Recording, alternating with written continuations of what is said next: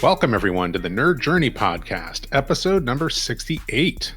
We're joining you every week to talk IT career progression and bring you the advice we wish we'd been given earlier on in our careers. I'm your host, John White, at BJourneyman on Twitter, joined by my co-host, Nick Cordy, at NetworkNerd_. Hey, Nick, how's it going? Hey, John, doing great. We are both pre-sales technical engineers with a background in IT operations. We hope our career discussions will be vendor neutral, relevant across disciplines, and remain timeless. If you're enjoying our content, please drop us a positive review on Apple Podcasts or wherever you subscribe. And if you want to get in touch with us, tweet or DM at Nerd Journey. Ultimately, we're just two nerds on a journey. A journey to virtual enlightenment. So let's take a trip. Great, Nick. Hey, today we've got a slightly different take on the topic of work-life balance. We wanted to discuss dealing with situations where life has to take a little bit more of our attention than work, or whatever the balance is normally, life just demands way more attention. And I think we've talked about work-life balance before, yeah? We did. We talked about in episode 3 where it was more in the realm of, can you keep work-life balance as you advance in your career? Mm-hmm. And then we had episodes 46 and 47 with Keiran Sheldon, and he talked to us about how his health and family life really got out of balance because of a big project he was working on. I would recommend everyone go back and listen to those and see what you think. It's not a prerequisite for this conversation, but hopefully that gives you more context as to what we've already discussed. Yeah, by the way, shout out to Keiran. Like, he pinged me, I think, in the last couple weeks or so, and said, hey, I'm going to be in town for a conference. So we actually connected, and I'll maybe post a picture to Twitter of us hanging out. Cool. Wish I'd been there. Yeah, we didn't make it all the way to Dallas. Sorry. It's too bad. Yeah, so if you're going to be in the Bay Area and you're a listener to this podcast, I mean, ping me. There's a chance that we might just meet up and at least have a cup of coffee. But back to the episode. I wanted to break this down. I hope this makes sense to you, Nick, and to the listeners. Kind of a couple different categories of, where this happens, right? Like personal crisis, where something is going on in our lives away from work that enters into a real crisis phase. And that just demands a ton of attention and can have, effects afterwards. And then more of the kind of wear and tear category, where there's something going on in our work life or in our personal life where it's just demanded, like maybe it hasn't been a crisis, but it's just demanded something over time and it's just taken its toll, and it's just throwing our entire life out of whack. So those are kind of the different categories of that we've kind of identified that would demand like this attention. And then we also wanted to talk a little bit about care that we can take for ourselves, both proactive and reactive, I guess. So I'll just call that different kinds of care. So with that in mind, let's talk about crisis. Crisis, like life, will find a way. We can't hold it at bay. It will come and visit us at times that we just don't expect it. And I think the first kind of crisis that maybe is a little bit easier to talk about is when you're providing emotional support for someone that you have a personal relationship with. And I'm sure, Nick, that you've had this as well as I, where someone in our family, one of our friends, or one of our partners is going through something, and we're actually providing emotional support for them. So the crisis is not necessarily in our life, but we're providing support for somebody who's going through a crisis. And providing emotional support takes energy, right? Indeed, it does, John. It's something you have to think about. You have to be careful about how you approach and treat that person who's going through something, because we don't know what everyone we come in contact with is going through. But once you do know, it kind of makes you think differently about how you approach conversations with them, and you might take it a little bit easier on them because of what they're going through. Yeah, absolutely. But I would say, there's the things that we go through to help them, right? And as you pointed out, sometimes that means your relationship changes and you have to be a little bit more careful. So there's the consideration there. But then there's the consideration of what is this taking out of me, right? If I'm providing emotional support for somebody who's going through a crisis and maybe I'm the sole source of support, that can start to suck up, if nothing else, time, right? Just time that you're spending on the phone or in person, chatting with that person and giving them advice, and sometimes just listening to them and making sure that they feel heard about the stress or the crisis that they're going through.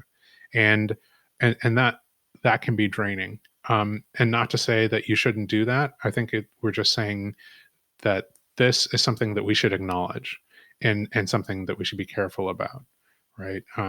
So emotional support for other people that we have personal relationships with, can be a source um, of, of of burden and stress in our lives because of a crisis they're going through. So let's just kind of chalk that up as one kind of one category of crisis. Another one is, I'm just going to say, loss. Um, One kind of loss I think that you and I have had to deal with is loss of a parent. Both of us lost fathers in the last year, and I don't know about you, but I definitely found that to be much more of a surprise. Like for me, it was a surprising emotional reaction. I don't know what your journey was there. So, a little background, my stepdad lived in a different state, and he and my mom divorced, and we hadn't had a lot of interactions over probably 10, 15-year period, and reconnected shortly before he passed. He was very sick with MS, and when I got the call, it was like the world stopped, and I knew all the things I hadn't done well enough at that time, all the things I wished I would have done to reach out more, having to explain to a little girl why she never met this person that was a huge part of my life. A lot of regret, a lot of guilt that was built up, a lot of fear and anxiety about going to the funeral and being around other family members who hadn't seen me in many years and knew that my father and I hadn't talked to each other for a long time. Hmm. It was a lot. Yeah, I can only imagine. And my story is a little bit different. I think my dad and I had a pretty like antagonistic and sour relationship from the time I was probably in high school on. And then recently, I would say in the past like 5 to 10 years, that had kind of been fairly cordial, and we had re-engaged. And he had like your father, my father had been fairly ill. So I think that the surprise that he passed away was in the timing, not that it was going to happen.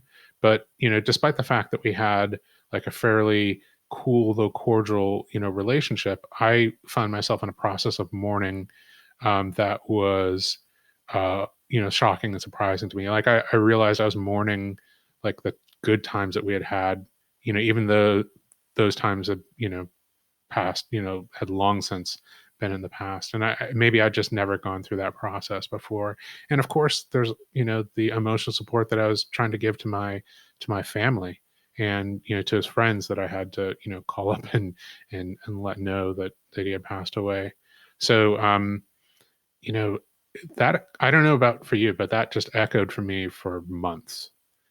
Oh um yeah, absolutely. Hard to focus on things. Before the funeral, there was a lot of anxiety to the point where I had trouble sleeping and working and doing all the other things I needed to do. You and I talked about it a couple of times. yeah, absolutely. And Not on mic, but we definitely yeah, talked yeah, about it a lot. we did. And Yeah. thank you for that. But it was tough, man. And I still have days where I just shake my head and go, man, I wish I would have done it differently. Yeah, that I don't know that that goes away, right? And that loss and regret and mourning of, again, sometimes it's mourning the good times, even though those times had passed. Um, that can, I just assume that that's analogous for other kinds of loss. Like, there's romantic loss, right? You can have a romantic relationship that's ending or has ended, or you have to end. And maybe it's not a happy time, during the ending, and maybe ending it was even the best thing, but you still go through, I imagine like a period of mourning for all the good times as well.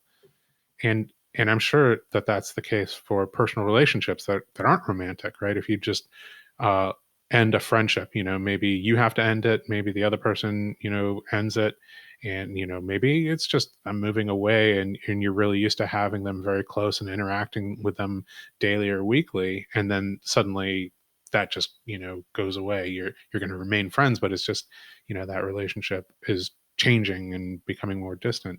I mean, that loss, that mourning, that emotional burden, it can be there for many, many different kinds of loss. So again, we just kind of want to acknowledge and make sure that other people are thinking about these kinds of things, right? These are the kinds of things that can happen in a crisis. I also wanted to call out, something that we've discussed before, and that's finance, right? So um, our friends and our family or we ourselves can be going through a financial crisis for whatever reason. And this isn't really a judgment, right? I think that any of us can find ourselves in a personal financial crisis for reasons that have nothing to do with being financially unwise. It can be caused by a healthcare crisis. Suddenly you need really expensive medical care. Any number of reasons. I don't want to try to tease those all out, but that can be an especially insidious type of stress, financial stress, because it's very, very difficult not to think about it. I mean, maybe it's just not fair to say this kind of stress is more or less insidious than any of these other types of crises. um, all of them, depending on their situation, can really play havoc with our lives. Really horrible to kind of go through a crisis. Yeah, and we just need to acknowledge that each of these have an impact, and we have to deal with that in some way or another. We can't just ignore it. Absolutely. So whatever your work life balance was before this crisis, you have to re-examine and maybe realign as a result of the crisis. Now, I wanted to move along to this second type of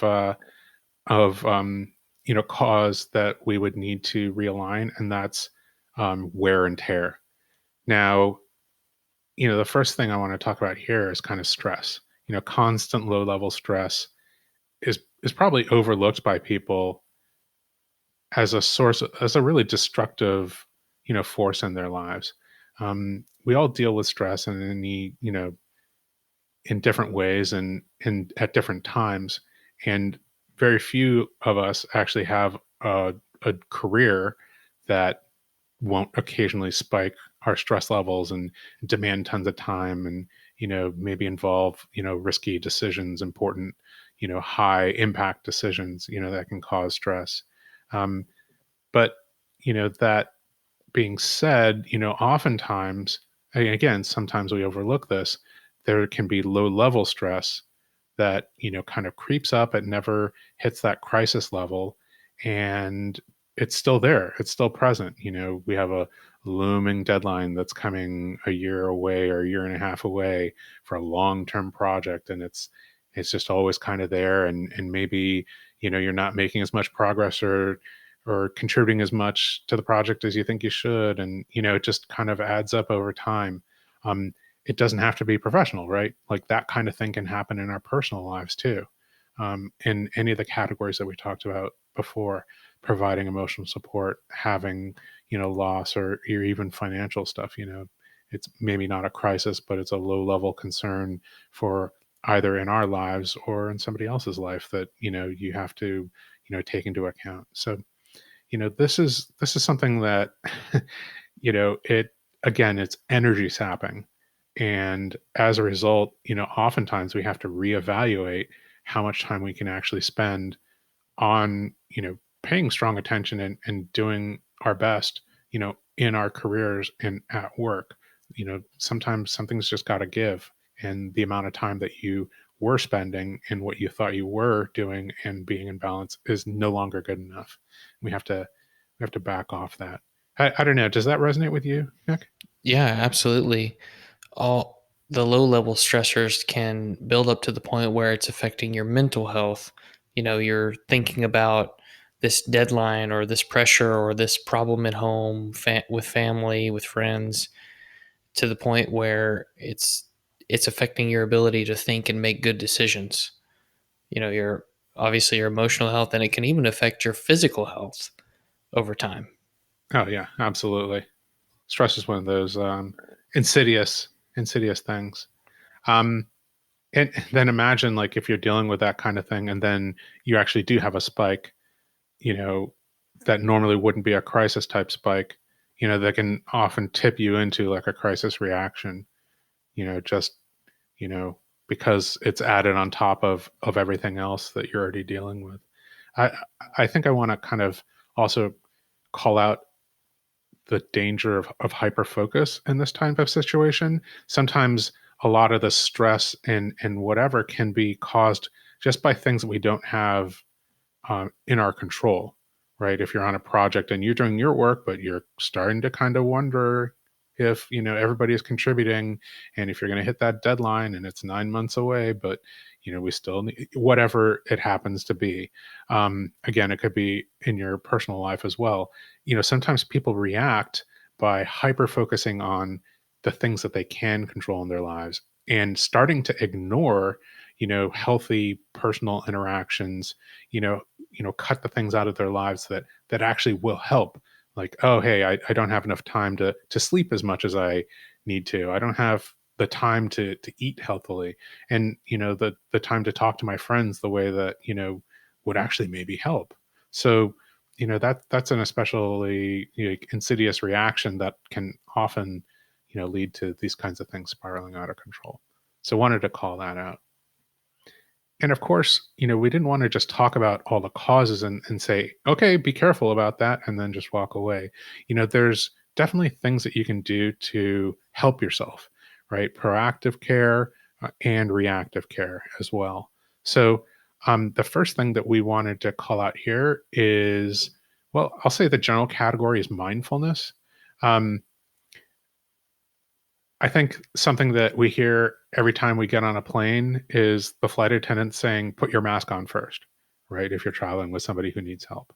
So if you are providing help to somebody and you you just need to make sure that you're checking in with yourself to see how your life and your emotional well-being and your stress level is. Like, you need to take care of yourself and make sure that you're healthy and you're handling, you know, your ability to provide support for that person.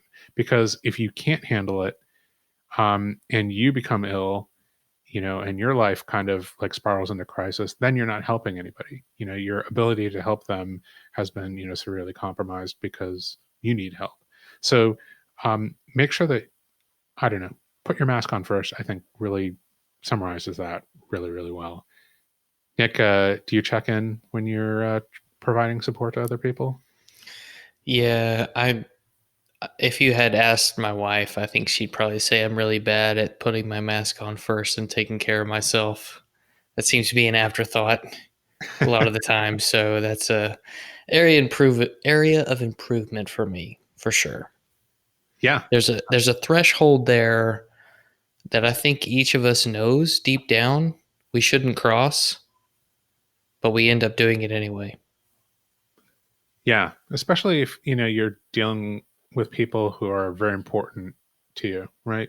With the people that are, important to me in my life, I feel like, hey, I'll run through a wall for you, and um the emotional equivalent of that. And, in that like physical example, you're going to do some damage to your body, right? And in the emotional equivalent, you're going to do some emotional damage to yourself, or take on more than maybe you can bear.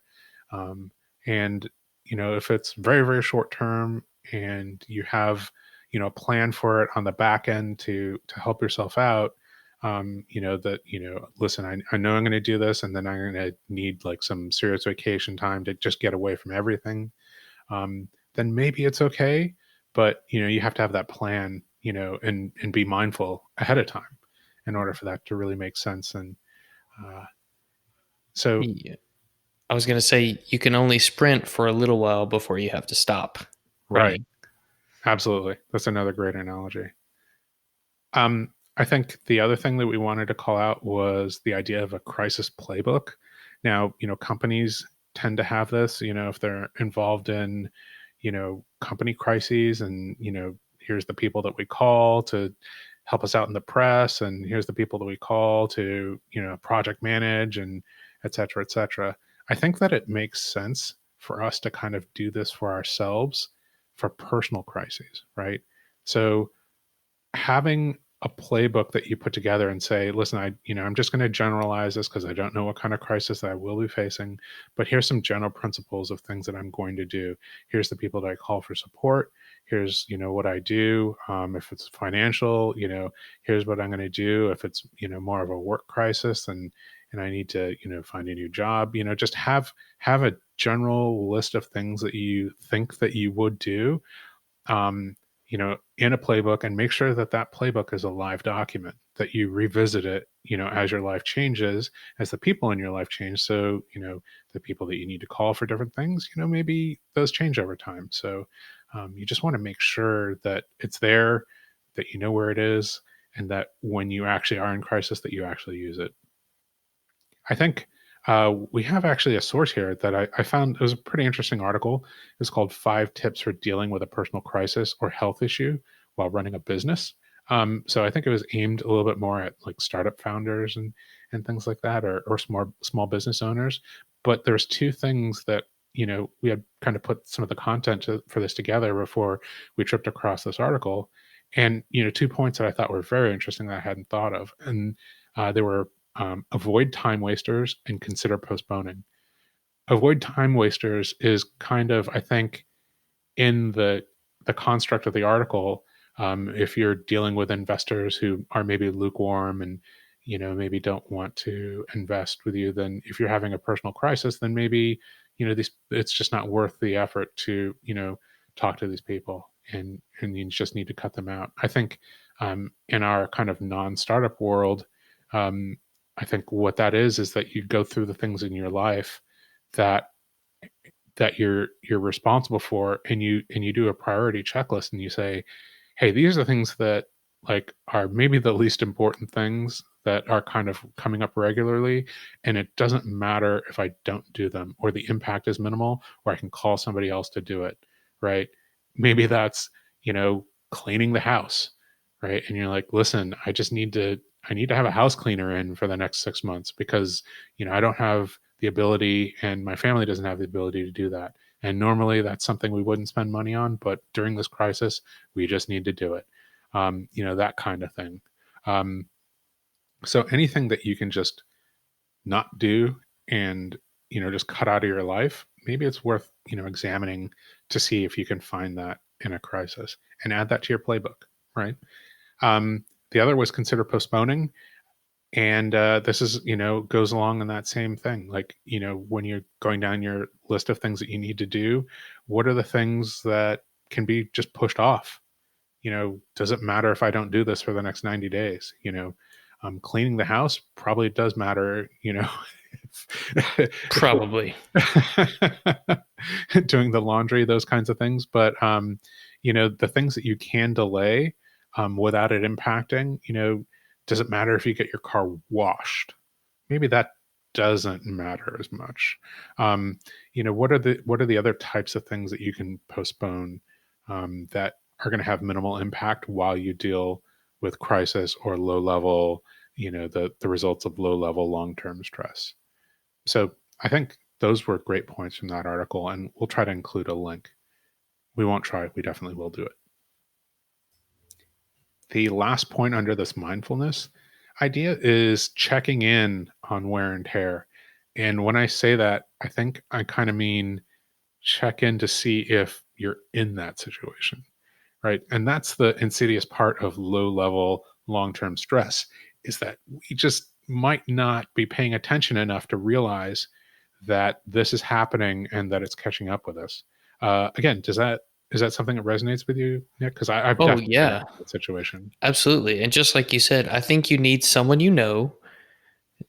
someone who knows you pretty well, that you check in with regularly, talk to, they're going to be able to tell that something's off, and they're probably going to let you know that something's going on. Like my wife is good about that. Like, you are pretty wound up. You need to chill a little bit and not work so much, or not get so wrapped around the axle about this one thing. Yeah. No, that's a really good point. I think the thing that I always like consider is like, you know, am I getting into imaginary arguments with people? It's like, oh, like if they say this, then I'll say this, and that'll really show them, like. And like you, if I'm having that discussion with my wife, she usually goes, so you're arguing with somebody who's not here. Well, there's our next topic: imaginary arguments by John White. An episode of self therapy. I think a better category for that conversation would be the art of overanalysis. Yeah, yeah. I know It's I'm guilty of proper. that one. Yeah, absolutely. So I think again, just having, some mindfulness practice where you check in with yourself and say, go down the list is, how is this affecting me? Like, am I being affected by this? Do I have a physical reaction? Am I, handling emotional burden in a healthy or unhealthy way? Yeah, and I think for those who have a very busy day to day, you're in and out of meetings, it's work to pick up kids, to family time, to you have to find a few minutes for just you where you can be quiet and maybe just not do anything but think, decompress from the day. As you said, check in with yourself, reflect a little bit, go through it. How am I doing? Is what's going on affecting me in a really negative way? Are things spiraling out of control? Yeah. Because if you don't ever take time to do that, you're relying on someone else to do it for you, and hopefully they will, but you need to try and do it for yourself too. Yeah. That's not always necessarily fair on the people in your life to have to spot that. It's like, hey, you're really angry in an unreasonable way. What's going on? Like now that they, in that situation, maybe they've been around you really grumpy for an unreasonable amount of time, and it's because you're not paying attention to yourself. And that I really like that idea of, taking the time and making sure you're blocking it off. I think maybe calendaring that time in your work calendar or your personal calendar, just so you actually, nobody schedules you, for other things during that time, can be pretty important in an active way. And I think during that time, it's not just like sitting quietly, it's really checking in. It's not checking out. It's not being distracted or watching television or listening to a podcast or an audiobook, to kind of mindlessly, just be passive. Like it's an active situation where you're running down, the things in your life and checking in with yourself to see how you feel about them. So I think we did talk about, other people. So support from our extended personal network, be it our friends or our family, is also, a really good way to get some care, right? To say, hey, I'm going through this thing. Can you listen to me? Here's what I need from you. I Maybe sometimes you just need them to listen, and I think it's important. I've been told it's important to let them know ahead of time what it is that you need from that conversation. So they're not trying to come up with solutions if what you need is somebody to just listen and be sympathetic. So then you can start that conversation by saying, I need some sympathy. I need somebody to listen to me. What I don't need is for somebody to tell me what it is that I should be doing. And that way the person's alerted, and they're not going to, give you stuff that you don't need. Sure. Sometimes you just need someone to play that back to you. Well, here's what I just heard you say. Yes, absolutely. And then you feel heard, right? You feel like you're not alone in this. And that can be Yeah. an important thing. I just heard you say, John, that you're angry and jaded. Why is that? No, I'm kidding. Oh my goodness. Yeah, I think something that, corollary that goes along with that is checking in to see if you're avoiding those kinds of personal relationships in dealing with your personal network. Um, are you normally engaged with a group of people, and as a result of the stress, you're starting to disengage with them? Are you isolating yourself in an unhealthy way? Is that even trending in that direction? Because that can be maybe just an early warning sign that you are in one of those situations, either crisis or low level stress that's crept up on you. Yeah, I'll go ahead and admit, like when I get into times of high stress, I will cut out like social things first. Like, Mhm. nope, I don't need to go and do this. I need to take care of my wife's like, I'm not letting you cut this. You need to go and be with other people and talk to them. Yeah, Okay. that goes back to that crisis playbook, avoiding time wasters. Like, an important part of that is to realize, what is wasting time and what is an important part of self-care or, support that you would be getting, right? Mm-hmm. Yeah. Okay. So, third party support, outside of just a personal network, um, I want to talk about this because it's an important thing that sometimes people ignore. Pastoral care and then professional care, emotional care, either from medical establishment, professional therapist, psychologist. Um, I think those are both things that get overlooked, unless it are in crisis, then maybe people start to think about it. But I think that maybe we should check in with those sources of support a little bit earlier so we don't get into crisis. Maybe when we're evaluating whether long-term low-level stress has kind of crept up on us, like engaging Sure. with those sources of support can be very, very helpful. And if you're a member of a church, then you may have some folks there who have degrees in counseling who would be willing to talk to you as well. Yeah. Most folks who are in ministry are going to have a lot of experience in that and holding it in confidence, of course. Yeah, definitely. And I think that one of the things that's very helpful about this is finding like a neutral third party, right?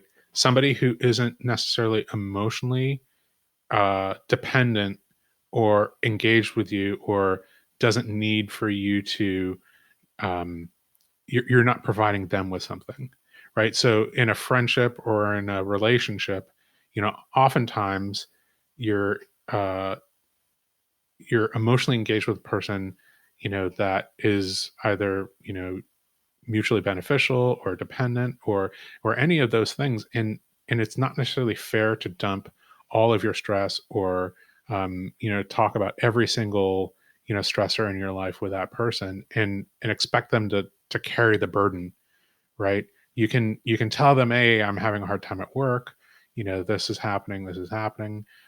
But for them to expect them to carry the entire thing and provide all that support for you is not necessarily healthy for that person, right? Then you're putting them on the other side of providing emotional support for you, um, and maybe in an unhealthy way. So I think it's important to find that third party that isn't in maybe your family or in a really really close personal friendship, so that that person can just sit outside the entire situation and say, well, I mean, I don't really know you, but it sounds like you're being unreasonable and maybe you should evaluate this, or why is it that you feel this way, to give you kind of that neutral feedback from somebody who you're not saying, you if it's a friend, you say, oh, well, you're just angry about that time that we fought about this, or whatever, your husband or your wife, um, your partner, like you just have all this history and relationship with. And with maybe a third party, it's none of that overhead. It's just listening and focusing in on this thing. And it's 2020. Like, I think that we should get over any stigma that's involved in going to somebody and saying, hey, I need some help, right? Right. Get past the ego. Everybody needs help at some Yeah, point. absolutely. um I think that we shouldn't overlook support that we can get from work. I mean, part of that is you're saying in this situation, listen, I need to prioritize my personal life and what's going on here. over my work life a little bit. And as a result, I'm going to need help from these people that I work with. So sometimes that's asking your management for help. Hey, I'm going through a little bit of a thing at home and I need some extra time to do that. I need a little bit of extra support. Obviously, that's totally dependent on you having a good relationship with your management. So, you know, take that and use your best judgment there. I'm asking your coworkers for support. Hey, I'm just not going to be as responsive as I thought that I would be on this project, and that's going to affect, all of us. I just need to let you know ahead of time that this is going on. Again, use your best judgment on that depending on your work situation, but don't overlook that as a way of relieving some of that stress over rebalancing your work and your life. I've definitely had to do that. Nick, you? Absolutely. I mean, when I told my boss at the time that my father had passed away, he was like, "Man, that is super hard. You take the time you need and we'll be fine." Yeah, my manager said the exact same thing, um, and she said, take the time you need. I think at the time I was working at VMware and I had VMworld coming up, and she said, if you need to not do your presentation there, like that's totally fine. Just nobody's going to worry about that. If you need to not go to the conference, that's absolutely fine as well. So having really good support from your work, can maybe that's something that you need to put as a tick in the favor of a company Hmm. when you're evaluating a place to work. I think we mentioned that before. And then lastly, let's talk about physical health, because that's something that can deteriorate. It can be both like an early indicator that something's going on, but it's also something that can be a solution. What do you think about that? Hmm. Yeah, I mean, it seems like when people are under a lot of stress, they may not get as much activity as normal. Even just taking a walk, they may feel like they have less energy and want to hang out on the couch and be sluggish and not want to do anything. But in fact, those are the times that you need to get some activity, and it can actually release some stress and give you more energy. Yeah, absolutely. I mean, I think a natural reaction is like, I'm going to cut, the one of my time wasters is exercise. Yeah, Like, don't cut that one. right, right. You think like as if, oh, if I just like stare at the screen harder, or, just think about this longer and harder, that's actually going to solve things. But, honestly, for knowledge work especially, sometimes what you need is a break from the thinking and the emotional stuff, right?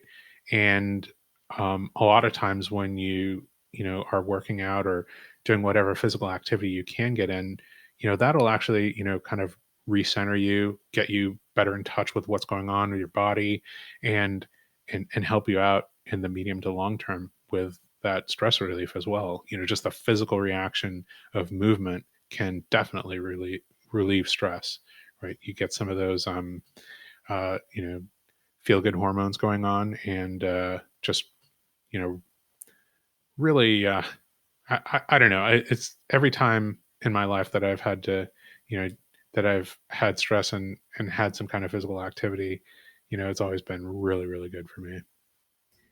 Yep. And let's not forget diet. I mean, what are we putting in our mouths? Are we eating horribly because we feel like we don't have very much time? The when you're under a lot of stress and you eat poorly, that can lead to things like heart attack and stroke. Yeah, which is its own type of crisis, right? So Of that you're course. spiraling out. I mean, the amount of like fried potato products that I eat, when I feel like I'm under stress and I'm not paying attention, goes up remarkably. Now we're not counting hash browns from IHOP, are we? Because I love those. Even in Unfortunately, times of non-stress. yeah, you have to be in touch with your body and be mindful about eating those hash browns. Of course. Of course. And then there's sleep. That's one that I don't defend enough. A lot of times it's, oh, I'll just push through and take care of this because I need to, and you don't get enough sleep and you're just not at your best mentally the next day. Yeah, and then you're putting yourself behind the eight ball, right? So now you don't have as much energy, as you need, and you're, not at your peak mental sharpness, and you have to deal with all this other stuff. My the way that I do that is that, I'll watch television or YouTube or something and say, "Oh, I just need to disengage and, like, do nothing." And then all of a sudden it's, 12:30 in the morning, 1 a.m., and, the maximum amount of sleep I'm gonna be able to get is 5.5 or 6 hours, which is not ideal, right? So, um, whatever it is that you think that you need to do for self-care, I think, protecting your exercise time, protecting your diet, and protecting your sleep, should be top. And then, start looking, if mental disengagement is something that you think that you need, just make sure that you're not doing it at the expense of all this other stuff. Sure. Yeah, go out there and follow Michael Bruce, Breus, on LinkedIn, Twitter, sleep psychologist who wrote The Power of When, which we recommended in a previous podcast when we did our book reviews. And he's written a lot of cool articles on what sleep can do for you and what lack of sleep can do for you as well. Nice. And one thing I'll mention is in this physical health realm, stay hydrated, amigos. Make sure that you're getting enough water to drink. Yeah, absolutely. That is easily overlooked. Easily overlooked. Like, water in. Like, I don't know, whatever, guidance we hear about, it's probably not actually enough. Um, water's critically important. Well, Nick, our time is starting to get short. Anything that we overlooked before we get out of here? No, sir. Just a reminder, we want people to subscribe and give us a positive review on Apple Podcasts or wherever you're listening. We want to know if we're being helpful and are always looking for interesting questions to ponder. We're collectively on Twitter at Nerd Journey. All right. Farewell, listeners. Tune in next time as the journey continues.